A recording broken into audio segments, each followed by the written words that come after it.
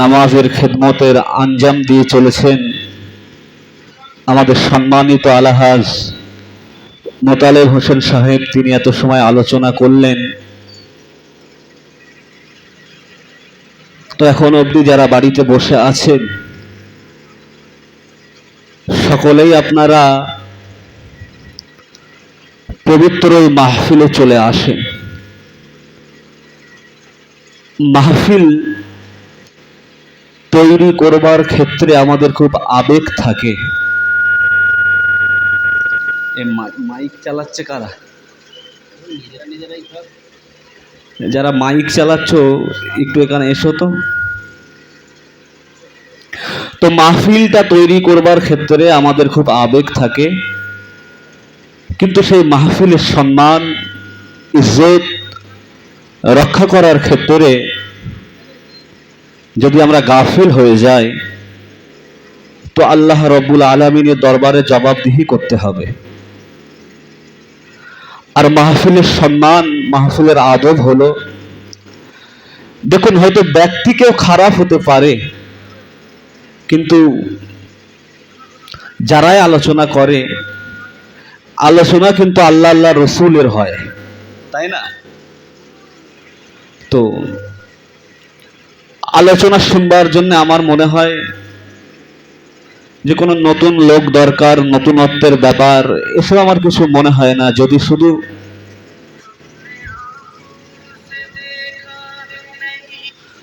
জুম্মার দিনের আলোচনাটাই একটু ভাষা আর এত বড় লোকের কানে লাগবে, তো ভাষা সামান্য করে যে গ্যাং টানছে এটা একটু বন্ধ কর। আমি জলসা একটু পরে করছি। সেই দিনের যদি আলোচনাটাই আমরা একটু মন দিয়ে শুনি তো আলহামদুলিল্লাহ আমাদের জীবন গঠন করতে আর নতুন কোনো আলোচনার প্রয়োজন হয় বলে আমি মনে করি না। কারণ মসজিদের ইমামরাই যেভাবে খেদমত দেন, এই খেদমত কিন্তু কোনো বক্তা সাহেব, কোনো ওয়াইজিন সাহেব দিতে পারেন না। আমি চ্যালেঞ্জ করে বলতে পারি মসজিদের ইমামরা একদম যে রোগ সে রোগের ওষুধটাই দেন ধরে ধরে, কিন্তু আমরা তাকে মূল্যায়ন করি না। এটা হলো আমাদের সব থেকে বড় গাফিলতা। শুধু গাফিলতা নয়, আমাদের ধ্বংসেরও একটা নিদর্শন। যাই বা হোক, সকলে চলে আসে, আল্লাহ তৌফিক দিলে একটু আলোচনা করি, তারপর পরবর্তী বক্তা যিনি এসেছেন আলোচনা রাখবেন। আউযু বিল্লাহি মিনাশ শাইতানির রাজীম। বিসমিল্লাহির রহমানির রহিম।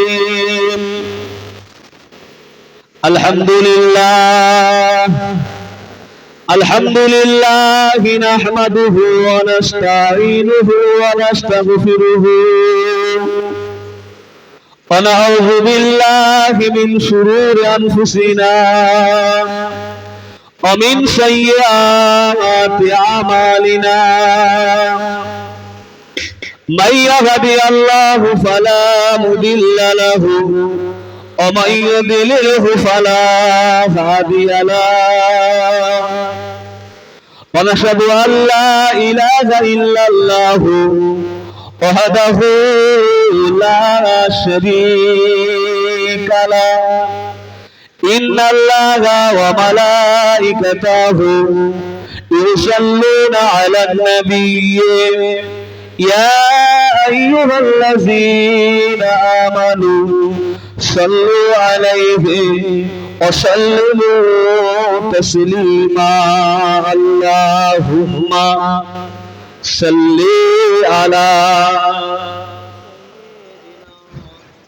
মাওলানা মুহাম্মদ ওয়া আলা আলিহি সাইয়্যিদিনা মাওলানা मुहम्मद। मेरे आँखों के पुतली में जलवा मोहम्मदी का, मेरे दिल की आईना में नक्शा है मोहम्मदी का। कोई जन्नत में जाएगा, कोई दोज़ख में पहुंचेगा, मदीने की तरफ दौड़ेगा दीवाना मोहम्मद का। अल्लाहुम्मा सल्ली अला सय्यिदिना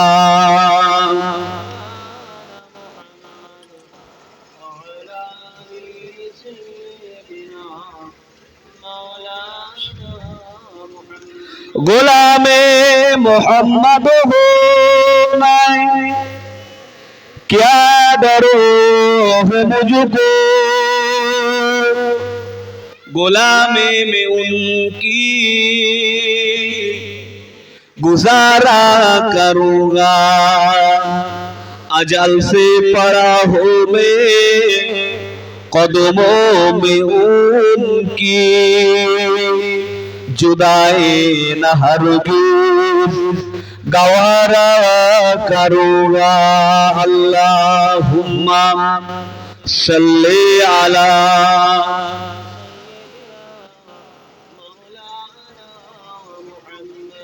व अला आलि सय्यिदिना।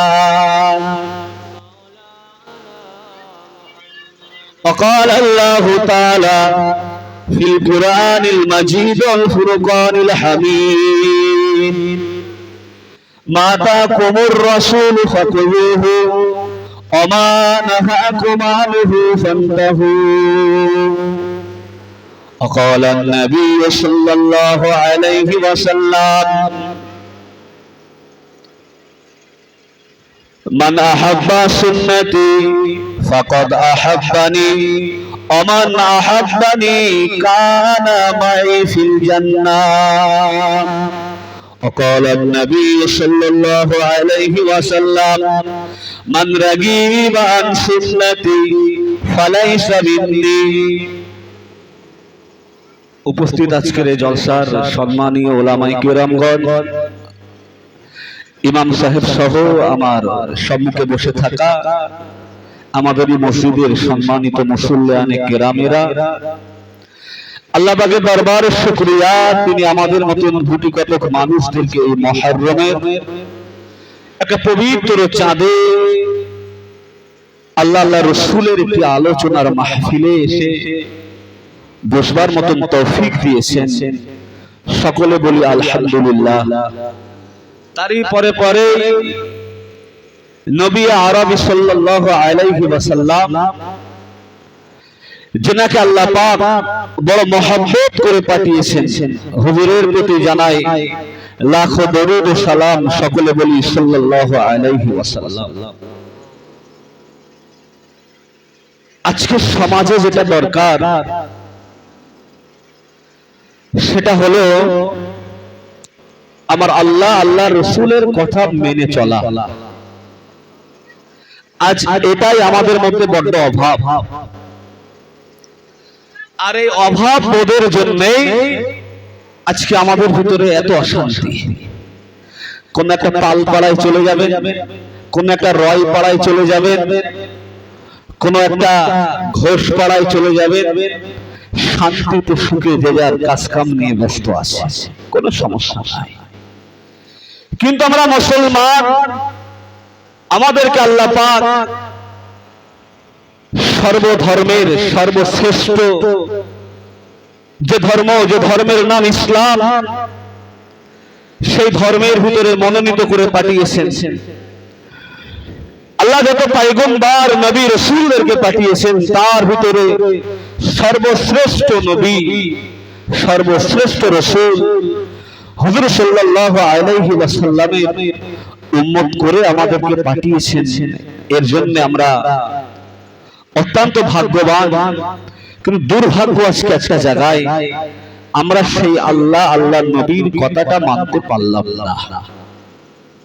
কোরআনের যে আয়াত শরীফাটা পাঠ করেছি, একটুখানি অংশ, মা আতাকুমুর রাসূল ফাখুযুহু ওয়া মা নাহাকুম আনহু ফান্তাহু। আল্লাহ পাক কোরআন শরীফের ভিতরে বলছেন, আমার নবী তোমাদেরকে যেটা আদেশ করেছেন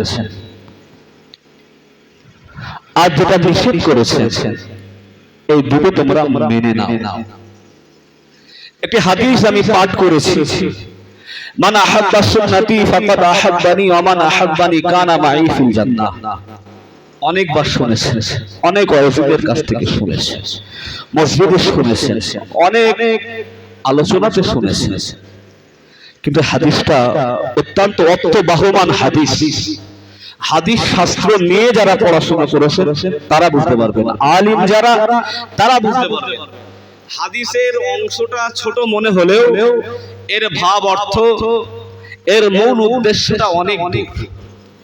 আল্লাহ রাসূল সাল্লাল্লাহু আলাইহি ওয়াসাল্লাম বললেন, মান আহাব্বা সুন্নতি, যে আমার সুন্নাতকে ভালোবাসলো, ফাকাদ আহাব্বানি ওয়া মান আহাব্বানি কানা মাই ফিল জান্নাহ, সেজন্য আমি নবী আমাকে ভালোবাসলো, আর যে আমি নবী আমাকে ভালোবাসলো, কানা মাই ফিল জান্নাহ, সে জান্নাতে আমি নবী আমার পাশেই থাকবে। জোরে বলবেন না সুবহানাল্লাহ।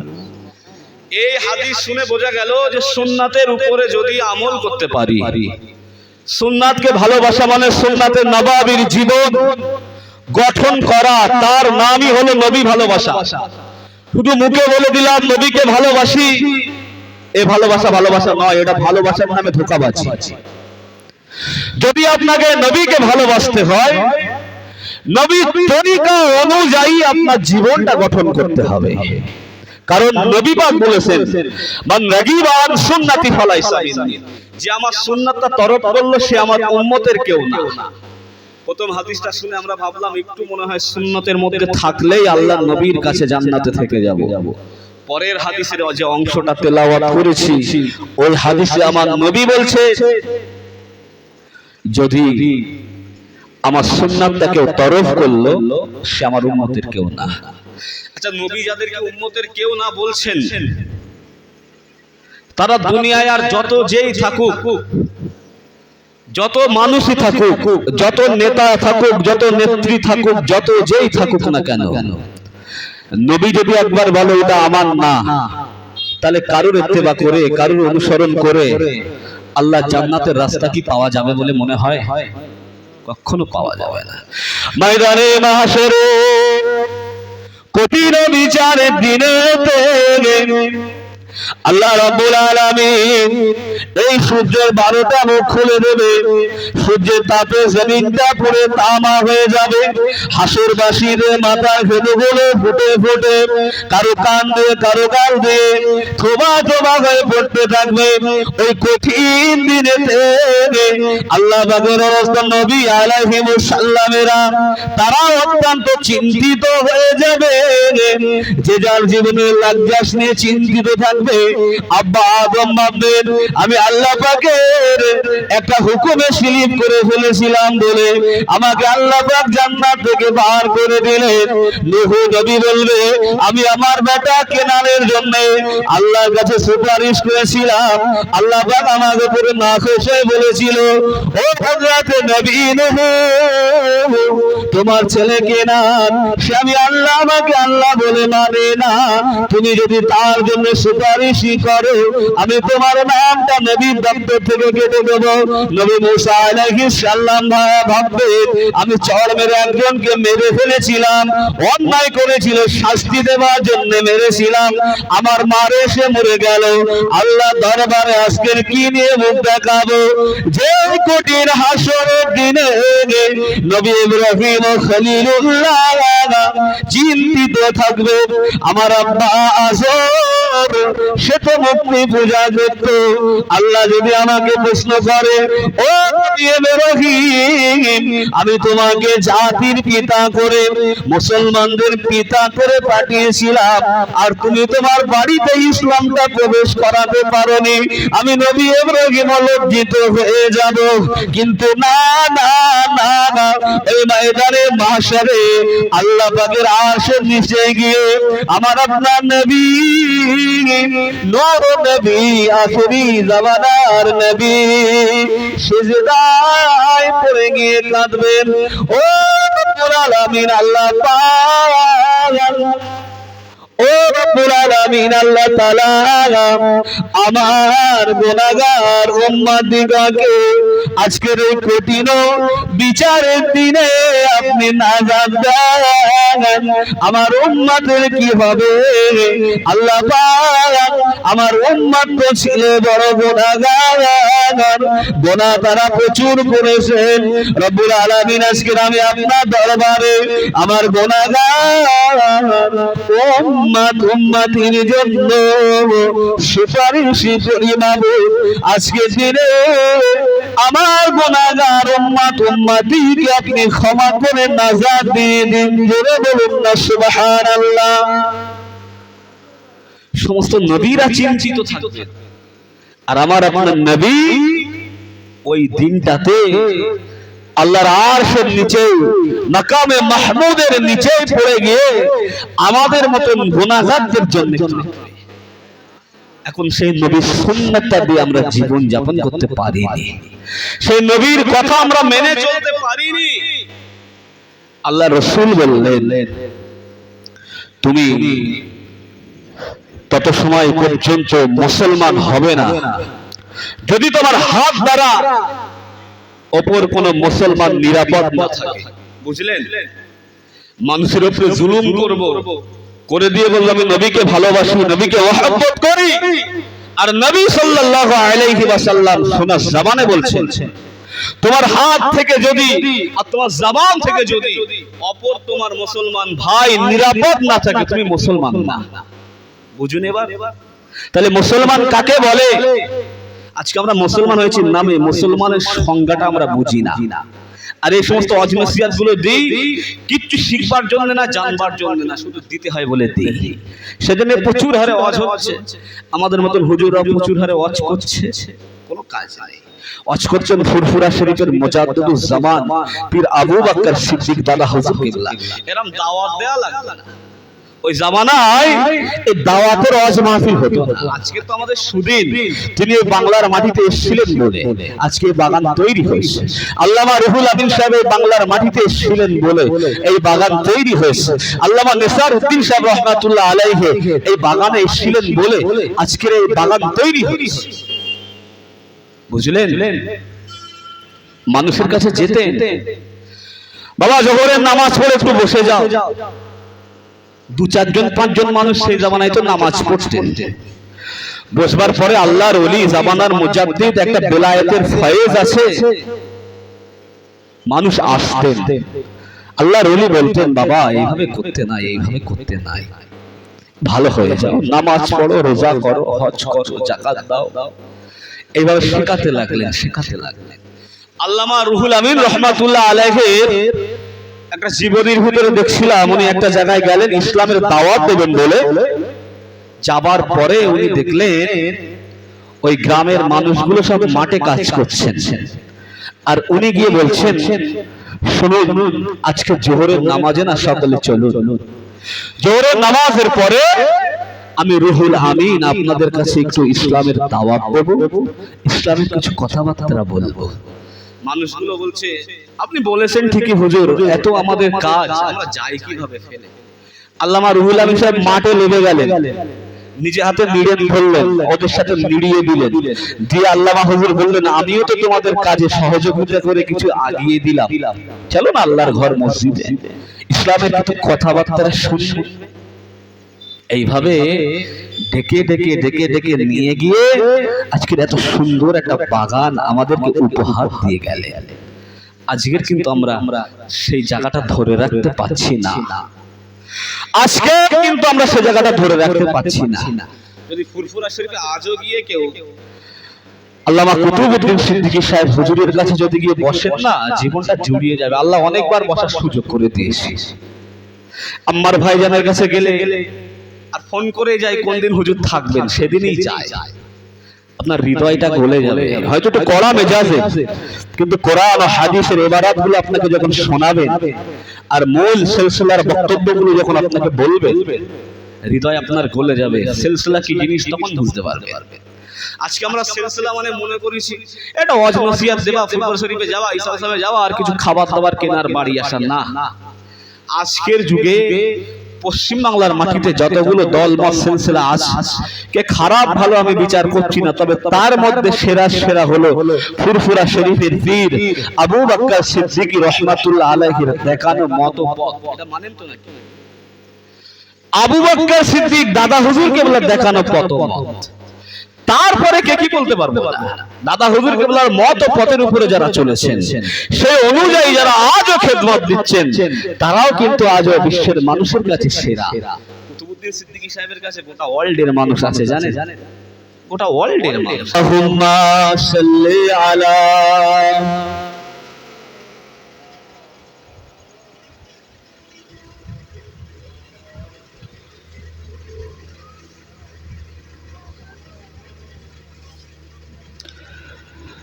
আমার নবী পাক সাল্লাল্লাহু আলাইহি ওয়াসাল্লামের আদর্শটাকে পরিপূর্ণভাবে নিজের জীবনে ধারণ করতে হবে। তাহলে আমার আপনার ময়দানে মাশারে কোনো চিন্তা থাকবে না, দুনিয়াতেও কোনো চিন্তা থাকবে না। আর যদি নবী পাক সাল্লাল্লাহু আলাইহি ওয়াসাল্লামের দেখানো পথ থেকে সরে যান, জীবন দুনিয়া আখিরাত দু জায়গায় বরবাদ হয়ে যাবে। আজকের এই যে জলসা, এই যে মুহররম মাস, আশুরার যে 10 তারিখ, পৃথিবীর সমস্ত কিছু ঘটনায় আশুরাতেই ঘটেছে। নতুন করে বলবার আর কিছু নেই, সব জানেন আপনারা। সাথে সাথে এই দিনটা এমন একটা ঘটনা ঘটে গেছে, 61 হিজরির পর থেকে জানো আশুরায় ঘটে যাওয়া সমস্ত ঘটনাগুলো পিছনে পড়ে গেল। একটা ঘটনা যেন সবার আগে চলে আসে। কোনটা বলেন তো? আল্লাহ রাসূলের নওয়াসা হযরত ইমাম হুসাইন রাদিয়াল্লাহু তাআলা আনহুর শাহাদাত। কি জন্য হযরত হুসাইন রাদিয়াল্লাহু তাআলা আনহু হুজুর শহীদ হলেন কেন জানেন? আল্লাহর কোরআনে একটা আয়াত আছে, কুনতু খায়রা উম্মাতিন উখরিজাত লিন-নাস তা'মারুনা বিল মা'রুফ ওয়া তানহাউনা আনিল মুনকার তু'মিনুনা বিল্লাহ। আল্লাহ রাব্বুল আলামিন কোরআন পাকের ভিতরে বলছেন, কুনতু খায়রা উম্মাতিন উখরিজাত লিন-নাস, তোমরাই তো হলে মানুষ জাতির ভিতরে সেরা। তা'মারুনা বিল মা'রুফ, যারা সৎ কাজের আদেশ করো, ওয়া তানহাউনা আনিল মুনকার, আর যারা অন্যায় কাজ থেকে মানুষকে নিষেধ করে। তুমিনুনা বিল্লাহ, তোমরা এর উপরে আল্লাহর উপরে ঈমান আনলে। জোরে বলেন না সুবহানাল্লাহ। আল্লাহর কোরআনের ঘোষণা অনুযায়ী, আল্লাহর কোরআন পাক অনুযায়ী হযরত হুসাইন রাদিয়াল্লাহু তাআলা আনহু যখন দেখলেন ইজিদ মুসলিম দুনিয়ার খেলাফতের মসনদে বসে গেলেন, ইজিদের এই খেলাফত থেকে হযরত হুসাইন রাদিয়াল্লাহু তাআলা আনহু হযরত আব্দুল্লাহ ইবনে জুবাইর রাদিয়াল্লাহু তাআলা আনহু হুজুর দয় মানতে পারলেন না। কিছু সাহাবা ভয়ে অত্যাচারে মানতে হয়েছিল।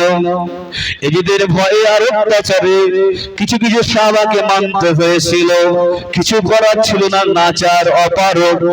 কিন্তু হযরত হুসাইন আর আব্দুল্লাহ ইবনে জুবাইর রাদিয়াল্লাহু তাআলা আনহু মানলেন না। হযরত হুসাইন একটাই কথা বলতেন, আমার নানা জানের রেখে যাওয়া ইসলাম, খোলাফায়ে রাশিদিনদের কষ্টের যে ফল, যে মেহনতের ইসলাম, জিহাদের ময়দানে ইসলামের জন্য জীবনকে বিলীন করে দিয়ে যে ইসলাম রেখে গেলেন, এই ইসলামটা একজন ফাসিক ব্যক্তির হাতে এই ইসলামের কর্তৃত্ব দায়িত্ব চলে যাক, এটা আমি হুসাইন কখনো মেনে নেব না। তারপরে মদিনা শরীফে হযরত হুসাইন হুজুরের উপর অত্যাচার শুরু হলো। মদিনা থেকে হিজরত করে মক্কার জমিনে চলে আসলেন। কুফা নগরী থেকে শয়ে শয়ে চিঠি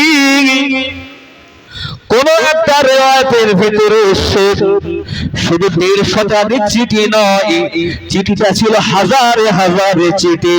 হযরত হুসাইন রাদিয়াল্লাহু তাআলা আনহুর কাছে যেতে লেগেছেন, আর হযরত হুসাইন রাদিয়াল্লাহু তাআলা আনহুকে আহ্বান করে করে করে করে বলা হচ্ছিল, ও আল্লাহ রাসূলের নওয়াসা, ও হযরত শেরে খোদা আলীর বেটা, আপনি আমাদের কুফাতে চলে আসেন, হুজুর আপনি ইরাকে চলে আসেন। ও হযরত হুসাইন, আপনি যদি ইরাকের মাটিতে আসেন, আমরা আপনার হাতে বায়াত গ্রহণ করে নেব, আমরা এজিদের খেলাফত মানতে রাজি নয়। হুসাইন হুজুর বারবার যখন চিঠি আসেন, উনি নিয়ত করে ফেললেন আমি কুফাতে যাব। আল্লাহ রাসূলের বয়োজ্যেষ্ঠ সাহাবারা হুজুরকে নিষেধ করছেন, হুসাইন আপনি যাবেন না, আপনার আব্বা আলীকে ওই কুফার জমিনে শহীদ হতে হয়েছিল, আপনি যাবেন না। হযরত হুসাইন হুজুর বলছেন না আমি যাব।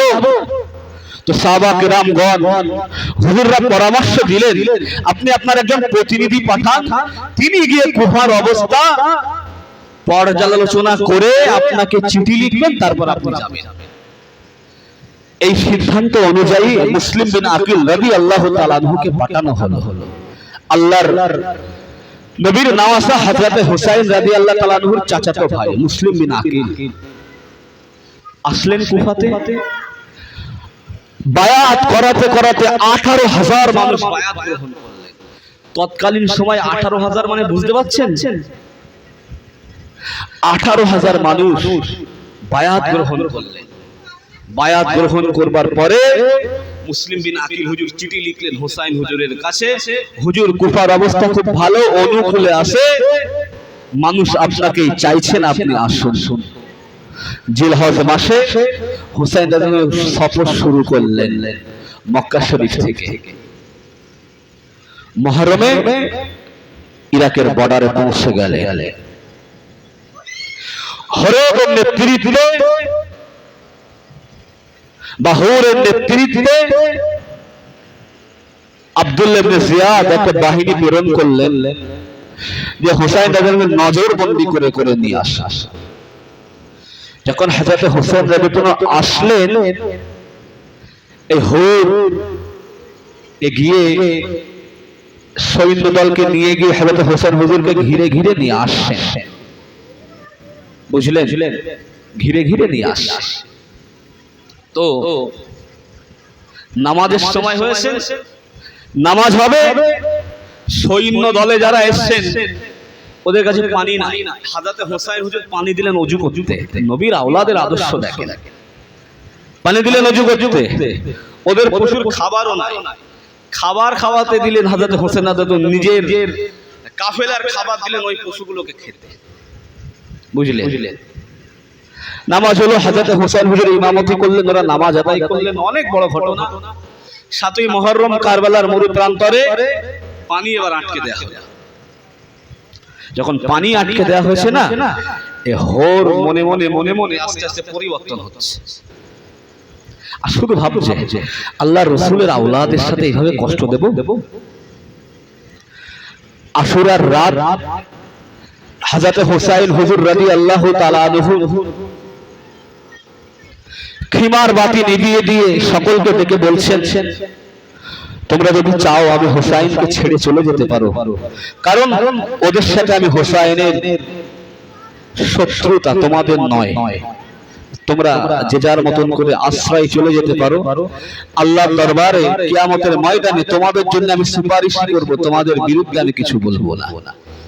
সঙ্গী সাথী সবাই বললেন, আল্লাহর রাসূলের নওয়াসা শেরে খোদার বেটা ফাতিমার কলিজার টুকরাকে রেখে দিয়ে আমরা যাব না, রেখে দিয়ে আমরা যাব না, আপনার সাথে আমরাও থাকব। আশুরার দিন একদম পুরো সকালবেলা ফজরের পর হুরে বা সৈন্য দলের মিটিং এ বসে বলছে, তোমরা কি সত্যি সত্যি আল্লাহর রাসূলের নওয়াসা হযরত হুসাইন রাদিয়াল্লাহু তাআলা আনহুর সাথে যুদ্ধ করবে? তোমরা কি সত্যি সত্যি গদ্দারটাকে কেটে নেবে? সৈন্য দল থেকে যারা আছে তাদের ভিতর থেকে তারা বলছে, হ্যাঁ আমরা যুদ্ধ করব। এই কথা শুনে হযরত হুর থরথর করে কাঁপছে। মনের ভিতরে আরো উতাল পাতাল হচ্ছেন, সিদ্ধান্ত পরিবর্তন করলেন, ঘোড়ার পিঠে উঠলেন, হযরত হুসাইন রাদিয়াল্লাহু তাআলা আনহুর কাছে আসলেন। হুজুর, আমি যদি তওবা করি আমার তওবা কি maaf হবে? হুসাইন হুজুর বললেন অবশ্যই। তওবা করলেন, হুসাইন হুজুরের দলে আসলেন। যুদ্ধ যখন শুরু হলো, বীর বিক্রম থেকে যুদ্ধ করলেন, ওদের পক্ষ থেকে আক্রমণ হলো, হুজুর পড়ে গেলেন। হুসাইন হুজুর ছুটে গেলেন, হোরের মাথাটাকে নিজের কোলের উপরে রাখলেন, রেখে বললেন, হুর, তোমার মাঝে তোমার নাম রেখেছিল হুর, আর সত্যি তুমি সেই হুরের মতনই কাজ করলে। আল্লাহ তোমার দুনিয়া আখিরাতের সমস্ত চিন্তাকে আল্লাহ পাক দূরীভূত করে দিয়েছেন। জোরে বলবেন না সুবহানাল্লাহ। জানেন এই কারবালার ঘটনা না, এই বাজারে পড়া বই থেকে একদম বলা যাবে না, বিশাল সেনসিটিভ ঘটনা। আর এই ঘটনা একদিনের নয়, সেই হযরতে উসমান গনি রাদিয়াল্লাহু তাআলা আনহু খেলাফতে বসলেন, শহীদ হয়ে গেলেন, হযরত আলী হুজুর খলিফা হলেন, বুঝলেন? মারওয়ানের মুনাফিকি ওখান থেকে শুরু হলো। মুনাফিকি হতে হতে হতে হতে এই কারবালার ঘটনা। আল্লাহ রাসূলের সাহাবারাও একটা সময় দুটো দিকে ছিলেন।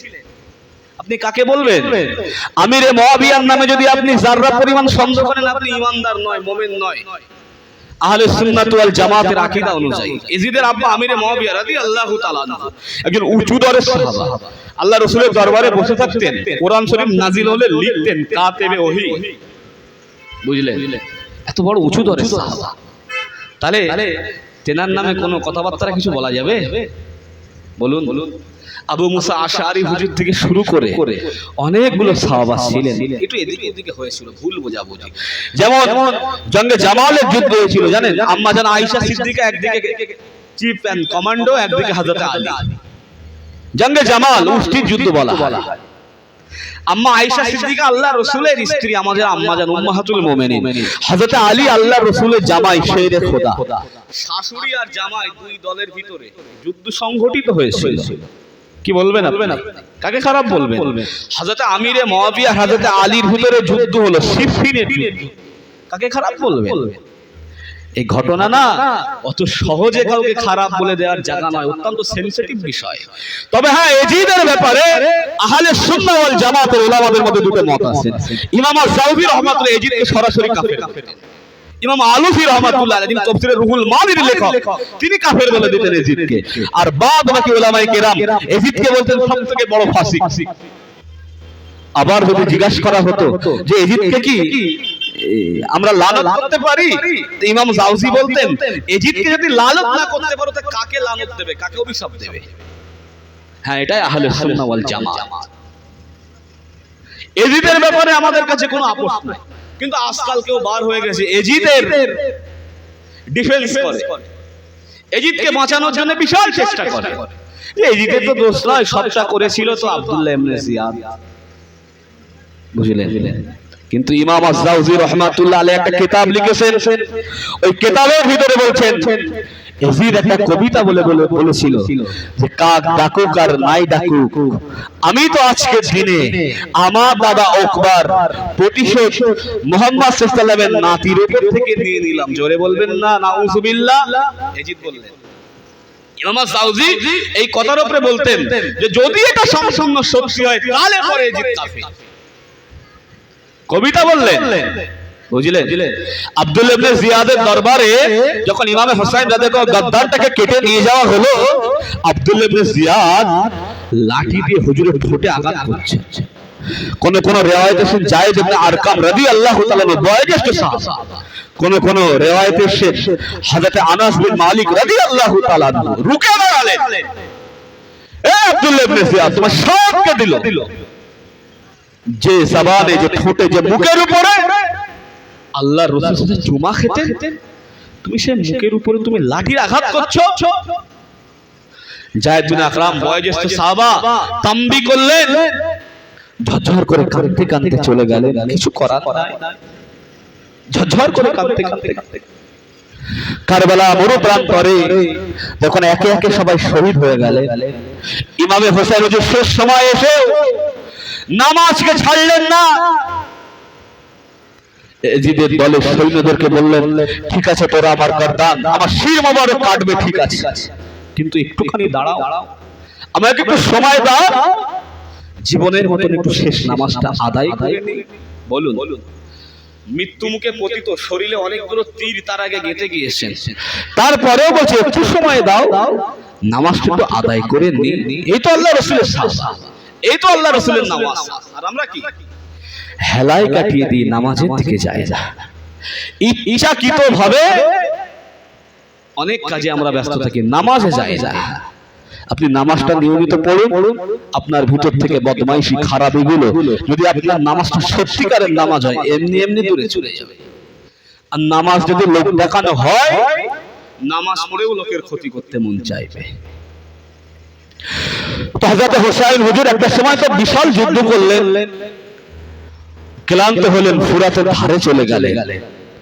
রিওয়ায়াতের ভিতরে এসে এক আঁচলা পানি তুললেন, তুলে ভাবছেন আমার আল আওলাদরা কেউ এই পানিটা পেল না, আমার আল আওলাদ কেউ এই পানিটা খেতে পেল না, আর আমি হোসেন এই পানিটা খাবো।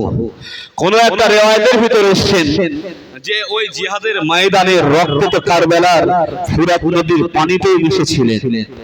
হযরত হোসেন হুজুর পানিটা হাতে করে তুললেন, তুলে দেখলেন আমি হোসেন আমার জীবনের অন্তিম সময়ে এই রক্ত মিশ্রিত পানি আমি পান করব। রক্ত পান করা তো হারাম।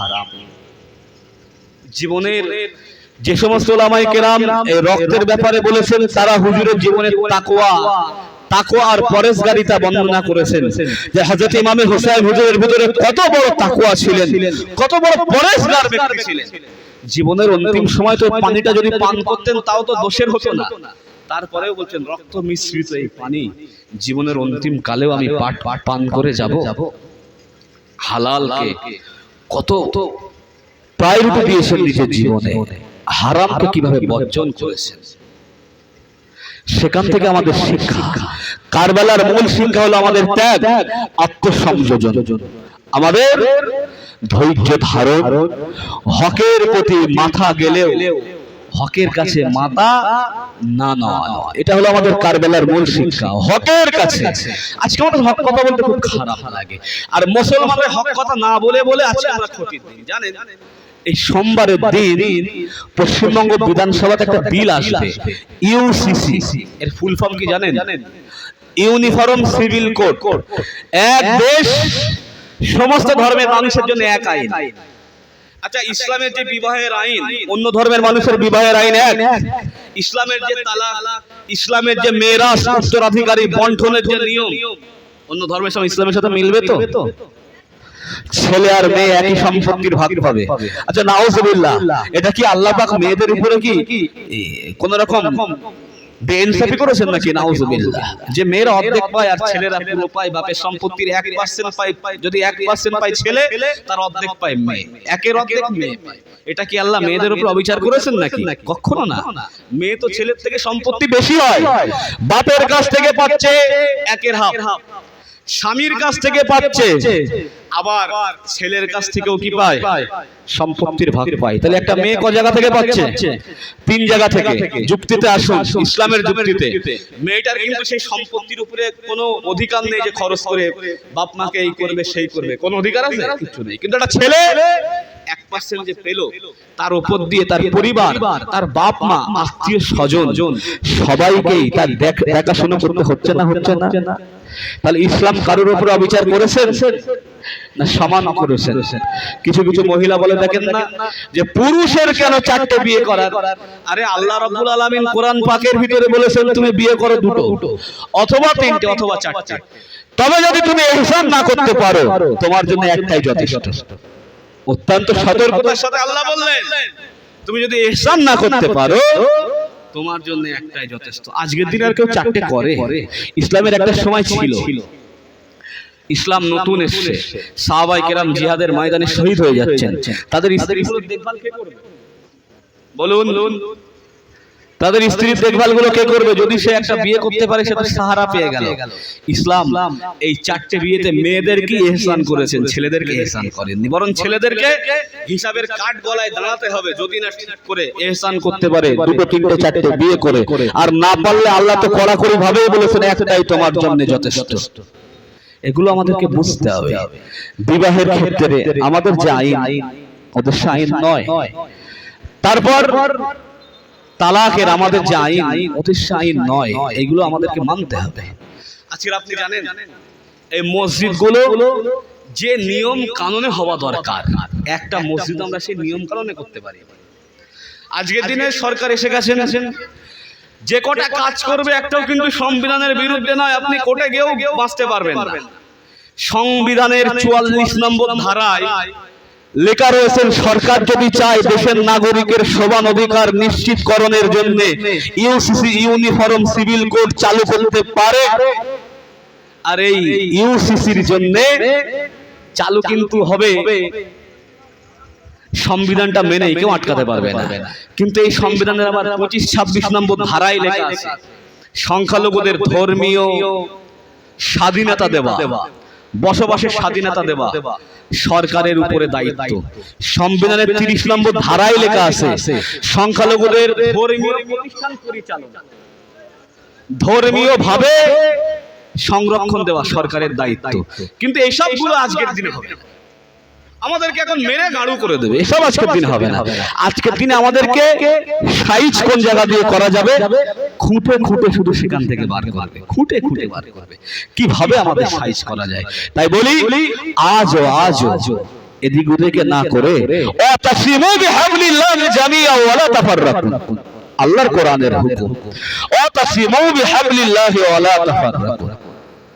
যদি আল্লাহর ঐক্যের রশ্মিকে আমরা এক হয়ে ধরতে পারি, মুসলমানরা যদি একটা জায়গায় দাঁড়িয়ে থাকি, কেউ আপনাকে ক্ষতি করতে পারবে না। আজকে আমাকে একজন উস্কাবে, আপনাকে আর একজন উস্কাবে, আজকে ওনাকে একজন উস্কাবে, ওনাকে একজন উস্কাবে। এদের চক্রান্তটা হলো আমাদের মুসলিমদের ঐক্য ভেঙে দেওয়া। আমরা যাতে ভেঙে ভেঙে ডিভাইডেড হয়ে থাকি, এদের কাজটা হলো এই, তাহলে মারতে সুযোগ হবে। আজকে আপনাকে দিয়ে আমাকে মারাবে, কালকে আমাকে দিয়ে আপনাকে মারাবে। পরশু যখন দুজনেই কমজোর হয়ে যাব, ওরা এসে টুক করে একটা বাড়িয়ে দেবে, বুঝলেন? তো আমাদেরকে অত্যন্ত বুঝে সুঝে চলতে হবে। এই সময়ে একদম এদিকে ওদিকে করলে হবে না। প্রত্যেক মুসল্লির দায়িত্ব নিজের মসজিদটাও সংরক্ষণ করা। নামাজ পড়লাম আর বাড়ি চলে আসলাম, এটা নয়, বুঝলেন? নামাজ পড়লাম আর বাড়ি আসলাম, এটা নয়। কথা বলুন, মসজিদের সিস্টেম কি আছে সেইভাবে করুন। আলেমদের সাথে কথা বলুন। সূরা কোরআন শরীফের ভিতরে আল্লাহ রাব্বুল আলামিন সূরা তাওবার ভিতরে বলে দিয়েছেন মসজিদ পরিচালনা কারা করবে, মসজিদ পরিচালনার লোক কারা হবে, এটা ধর্মীয় ভাবে আইনগতভাবে কিছু নিয়ম রীতি আছে, সেগুলো যেন আমরা মেনে চলতে পারি, বুঝলেন? তাহলে আমাদের হেফাজত থাকবে, না তো থাকবে না। আল্লাহ পাক যেন আমাদের সকলকে আলোচনা শোনা ও বলা বোঝা থেকে বেশি বেশি করে একটু বোঝবার তৌফিক দান করেন, মেনে চলবার তৌফিক দান করেন। সকলে বলেন আল্লাহুম্মা আমিন। আর যারা এখনো এদিকে ওদিকে আছেন সকলে চলে আসেন, আমাদের পরবর্তী বক্তা তিনি এসে গেছেন, আলোচনা করবেন। সকলে একটু মহব্বতে দরুদ আল্লাহুম্মা সাল্লি আলা সাইয়্যিদিনা মাওলানা মুহাম্মদ ওয়া আলা আলি সাইয়্যিদিনা